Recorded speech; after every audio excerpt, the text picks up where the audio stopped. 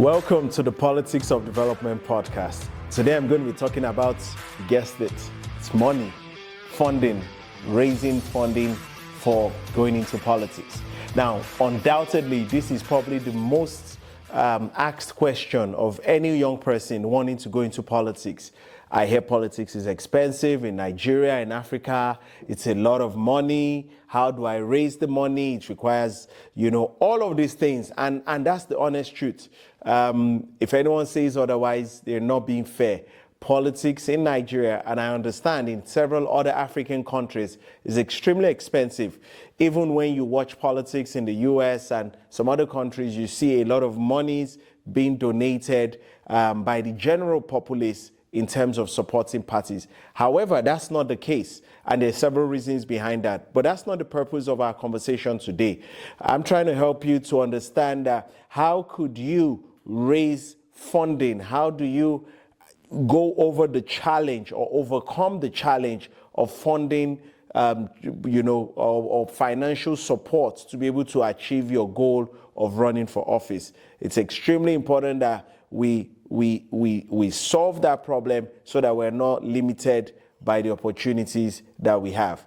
Truth be told, when I was running, every meeting, every interaction came with an expectation of funding. It was almost expected that every aspirant that comes to have a conversation must drop some support, financial support to those. Almost a cultural way of life that when you come to visit someone, you must drop a gift. And even the volunteers that work with you, sincerely, because of certain things, i.e. they leave their jobs, they leave their daily living or daily wage to support you, also have a legitimate expectation of getting something back from you. So unlike other climbs where people donate and support in causes, everyone that comes supporting you has an expectation that their time will be paid for.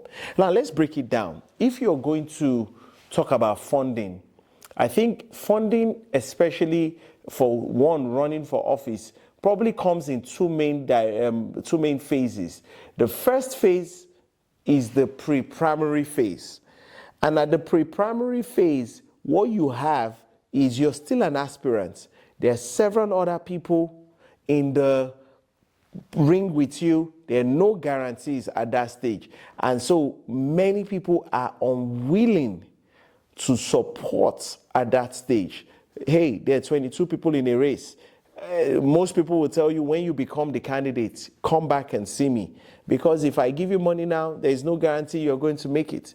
So what I have seen over the years is that the pre-primary stage, a lot of the funding will come from personal funds, from family, from friends, and the likes. People that almost can't say no to you. Because it at this stage is still an aspiration that may or may not come to pass.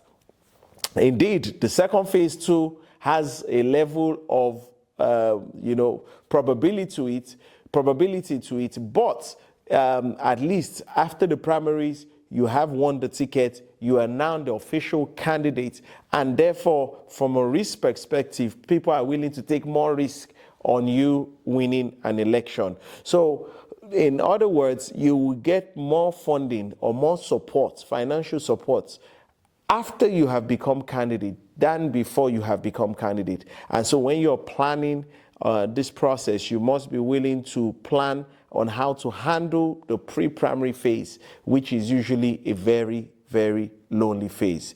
The ability to raise funds is crucial to achieving your financial support you're going to need to run for office. Like I said earlier on, there are several sources. A lot of people that want to run for office have been planning for years. So they have savings, they have investments, their families are also invested in them, so they support with funding. I know of people that took loans. I know of people that sold houses and assets. Some, their communities raised the money for them because they were so ingrained in their community and very valuable members that their communities decided to raise money for them. Like I said, investments, or the people have friends, sponsors, And, interestingly, political parties as well. And that's why it's important sometimes when you are deciding what party to pick to consider all the options. When you go with a bigger party, most times some parties have the structure whereby maybe the Guba candidate or the presidential candidate also supports those coming behind, or the party has a pool of funds to support its candidates. It's not as common in Africa because we don't, or in Nigeria, I beg your pardon, because not many parties are run as they should be. However, in Canada, where I'm very much aware of, they don't even allow candidates raise money. A lot of it is done through the party and whatnot. So funding is always going to be an issue, and you need to understand how to navigate the funding challenge. It's important to make it clear that resources are not only financial. I'll repeat that, resources are not only financial. Usually, every time you think about resources, think about it from the point of time, think about it from the point of talent, think about it from the point of treasure. And treasure you might want to call money.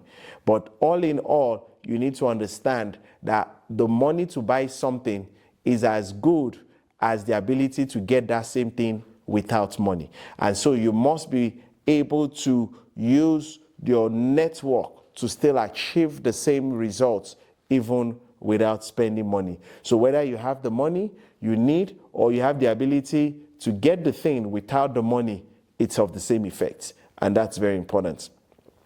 Now, I bet you would want me to share my story. In 2019, I ran for office, and it was an interesting experience for me. I had been in government for a few years prior to that, so I had built a very, very strong network of friends and support, a support base, and that really helped me.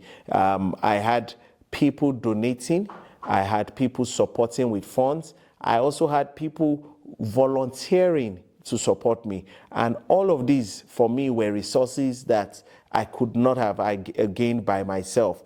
I had people that even volunteered to dig boreholes in certain communities. I had people that volunteered and supported with school bags for school children and different other materials. So all in all, I was able to get a lot of support because I had goodwill from the relationships I had built over the years. And these donations, this support, this volunteering, all of it together with the support from the party, with the support from my boss at the time, all of these things supported me a whole lot in getting my financial base strong enough to go to the election.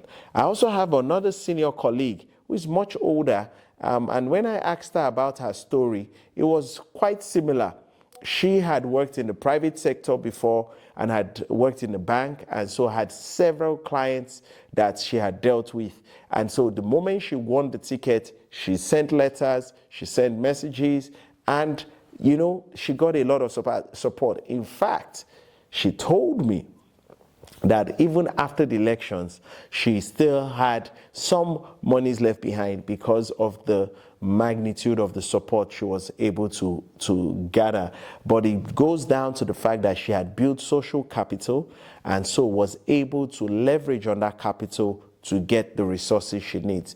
Now, a young person listening to this may argue that, well, how do you build social capital and how long do you need? And these are very valid questions.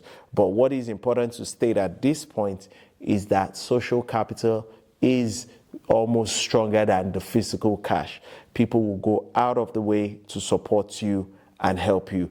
So please be aware that the likely, the ability to build people, to build goodwill, to build those that will support you, will help you in the long run. Now, let me also advise. I have heard young people come to me saying they want to be governors and they want to be presidents. And that, for me, shows an error in judgment because the financial capacity required for those positions, I know they do not have it. And so you must be able to assess what is the financial capacity I reckon I can raise and what is the office I am looking for.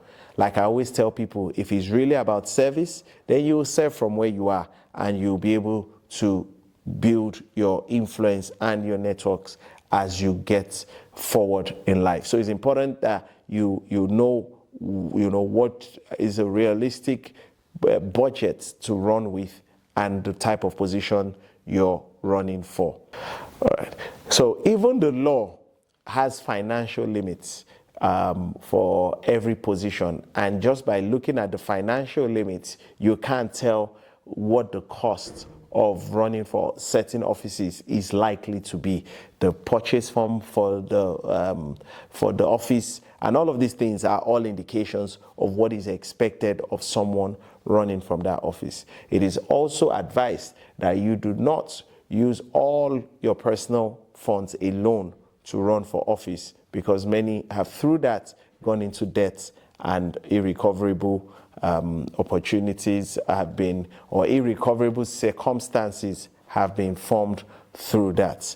Now, I want to talk to us very quickly about the different sources or the different strategies. I want to talk to us about the different strategies that will help you in terms of funding and raising financial support. The first of it is having a good funding committee.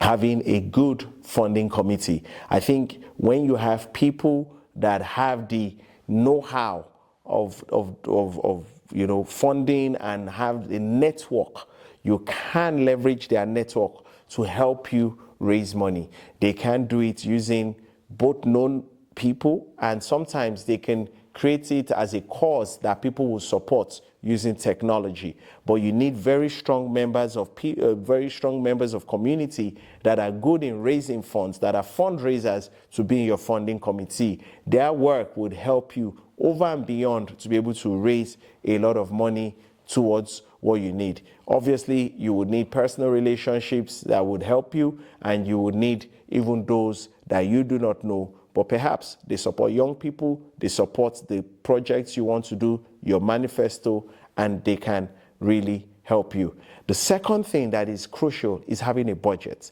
Now, that sounds very interesting for politics, but it works.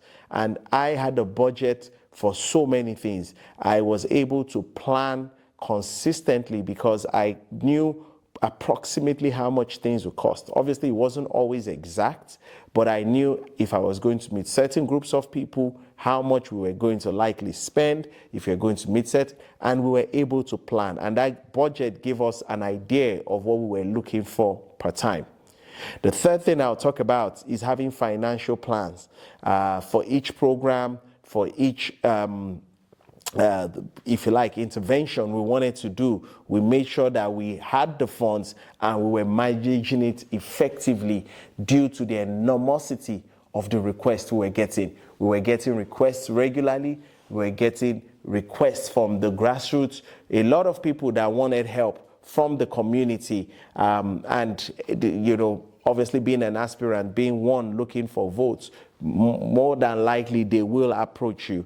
So understanding that you need to be, if you like, very, very, and people say, oh, it's difficult to plan in politics. Whilst I understand that you have to be very fluid, having no plan at all is a recipe for disaster, and you sort of get caged into wanting to follow the whims and caprice of every demand.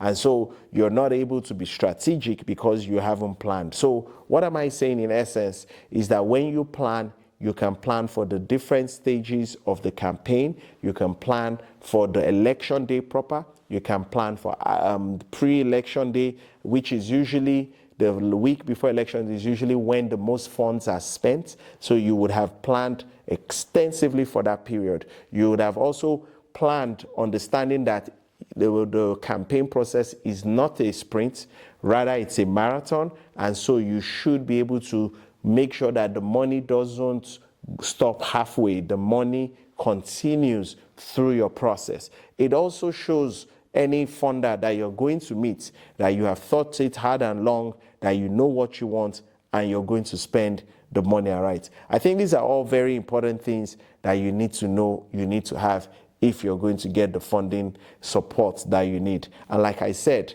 do not focus on just the money, focus on the results. Sometimes the network you have will get you more than what money can buy. I hope this helps you. Stay well, stay blessed. Take care.